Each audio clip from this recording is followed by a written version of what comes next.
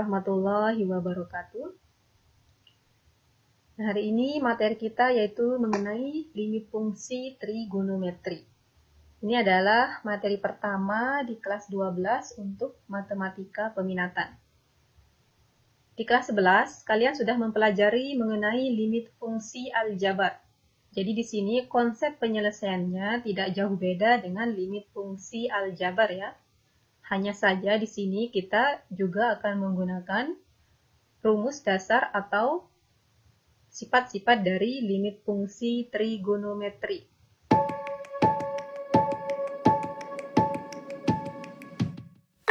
Perhatikan gambar mengenai penerapan limit dalam beberapa bidang.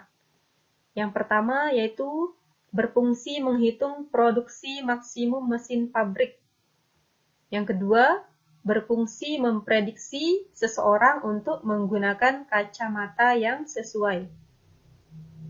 Yang ketiga yaitu menentukan tanggal kadaluarsa makanan. Itu adalah beberapa manfaat kita mempelajari limit dalam kehidupan sehari-hari. Nah, kemudian kita akan beralih ke cara penyelesaian limit fungsi trigonometri. Yang pertama yaitu dengan cara substitusi langsung.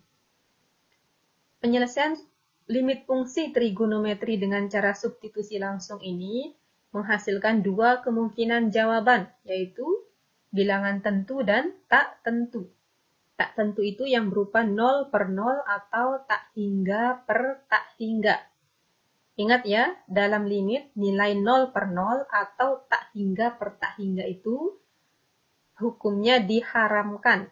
Tidak boleh sama sekali ya. Nah, kemudian cara yang kedua yaitu disederhanakan. Kapan cara kedua itu disederhanakan? Ketika cara substitusi langsung itu menghasilkan 0 per 0 atau tak hingga per tak hingga. Kemudian cara yang ketiga yaitu dengan rumus limit fungsi trigonometri. Nah, kemudian kalian ingat kembali mengenai sudut istimewa pada trigonometri, khususnya di kuadran 1. Ingat kuadran 1 itu sudut istimewanya adalah 0 derajat, 30 derajat, 45 derajat, 60 derajat, dan 90 derajat. Nah, kalian harus hafal nilai sin alfanya berapa, cos alfanya berapa, dan tan alfanya berapa. Yang tiga pokok ini yang wajib dihafal ya. Nah, kemudian kita ingat kembali cara penyelesaian limit fungsi aljabar di kelas 11. Contoh, di sini tentukan nilai limit berikut. Yang pertama, limit X mendekati 2 dari 3X min 5. Soal yang kedua, limit X mendekati 1 dari X kuadrat plus 2X min 3 per X min 1. Nah, penyelesaian untuk soal yang pertama. Di sini limit X mendekati 2 dari 3X min 5. Berarti kita langsung substitusi 3, ganti X-nya dengan 2 ya. 3 kali 2 kurangi 5. Hasilnya adalah 6 kurangi 5 sama dengan 1. Kemudian soal yang kedua, limit X mendekati 1 dari X kuadrat plus 2X min 3 per X min 1. Selesaikan dengan cara substitusi, berarti ganti variabel X-nya ini dengan 1. Yaitu 1 kuadrat plus 2 dikali 1 kurangi 3 per 1 dikurangi 1. Nah, ternyata di sini hasilnya adalah 0 per 0.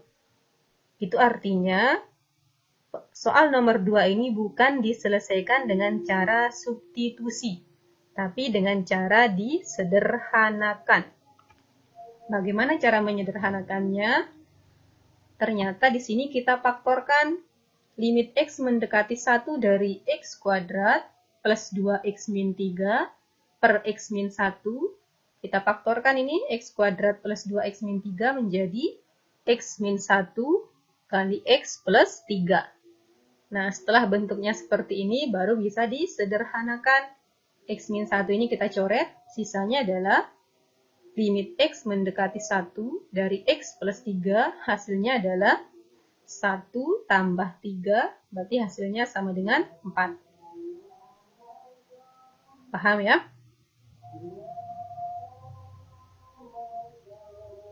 Kemudian ini contoh soal. Kemudian di sini ada contoh soal mengenai limit fungsi trigonometri.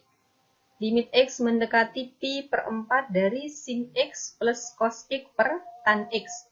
Caranya, kita selesaikan dengan cara substitusi langsung, yaitu kita ganti X-nya menjadi pi per 4. Ingat, di sini nilai pi itu adalah 180 derajat. Jadi, limit X mendekati pi per 4, sin pi per 4 plus cos pi per 4 per tan pi per 4. Nah, ternyata pi per 4 itu nilainya adalah 45 derajat. Jadi, limit X mendekati pi per 4, sin 45 derajat tambah cos 45 derajat per tan 45 derajat. Ingat, nilai sin 45 derajat itu adalah setengah akar 2, cos 45 derajat juga setengah akar 2, dan tan 45 derajat itu adalah 1. Jadi setengah akar 2 ditambah setengah akar 2. Dia adalah akar 2 ya, karena akar 2 dibagi 1 sama dengan akar 2.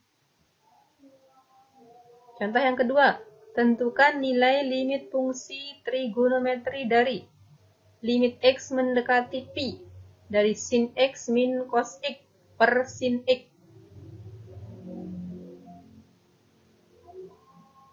Nah, di sini X-nya diganti dengan pi ya. Jadi limit X mendekati pi dari sin 180 derajat min cos 180 derajat per sin 180 derajat. Perhatikan di sini sin 180 derajat. Ingat, di kuadran 2. Nilainya adalah 0. Kemudian cos 180 derajat itu pada kuadran 2 nilainya adalah min 1. Kemudian sin 180 derajat juga sama dengan 0. Jadi 0 dikurangi negatif 1, hasilnya adalah 1. 1 per 0, jawabannya adalah tak hingga. Jadi kalau ada jawaban tak hingga berarti ini benar ya. Bukan tak hingga per tak hingga. Jadi bedakan ya.